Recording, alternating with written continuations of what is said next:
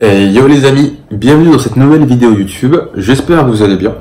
Pour ma part, ça va très bien. On se retrouve aujourd'hui dans une nouvelle vidéo dans laquelle je vais te parler du blanchiment d'argent, du Deep Web et de Uber. Juste pour être sûr, je tiens à rappeler que le blanchiment d'argent est illégal, il est punissable de 5 ans d'emprisonnement et 375 000 € d'amende. Juste pour être sûr, je préfère le rappeler. Pour cette vidéo, je me suis appuyé sur 2 articles. Le premier a été écrit par la CNBC, c'est une chaîne journalistique anglaise, américaine.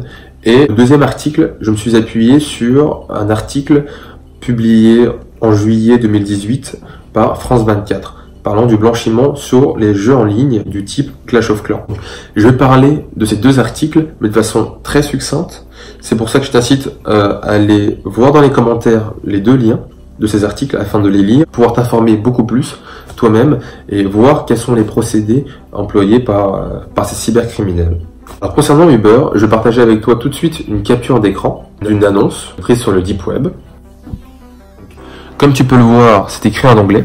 Il s'agit d'un guide pour permettre à n'importe quel conducteur Uber de pouvoir se faire de l'argent et pouvoir le blanchir en même temps. Pour cela, il y a 2 procédés. Le procédé est simple et astucieux. Les conducteurs utilisent des cartes bancaires volées qu'ils vont lier à un compte bancaire factice.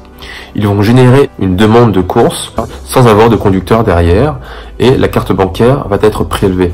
À la suite, ils gardent tout l'argent pour eux. Ça, c'est concernant Uber. Concernant Airbnb, c'est assez similaire. Le deuxième article, lui, se base plutôt sur les jeux en ligne du style Clash of Clans.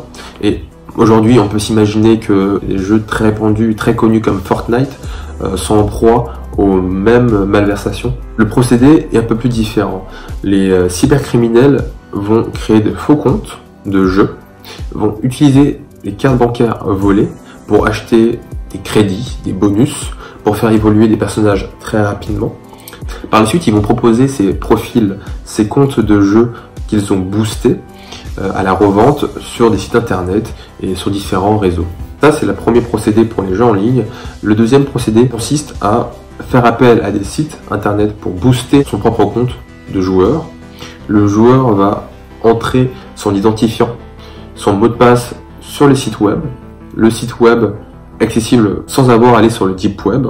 Les cybercriminels vont récupérer ces données, vont se connecter sur le profil du joueur et vont utiliser des cartes bancaires volées pour apporter des bonus, des crédits, bien évidemment contre rémunération. Le procédé est souvent le même. Les cybercriminels vont utiliser des cartes bancaires volées pour revendre des services à d'autres personnes sans qu'ils en soient informés. Toute cette vidéo pour vous dire d'être extrêmement vigilant par rapport à vos cartes bancaires. Quand vous les utilisez en ligne, faites vraiment attention aux sites web sur lesquels vous allez utiliser vos cartes bancaires. Vérifiez qu'il y a bien le petit loquet, le petit verrou au-dessus. Sinon, vous risquez de vous retrouver avec des paiements avec votre carte bancaire pour des montants très élevés. Je parle en connaissance de cause. C'est arrivé à un de mes amis. Il s'est fait voler sa carte bancaire et a perdu beaucoup d'argent comme ça. Donc, soyez extrêmement vigilants par rapport à ça.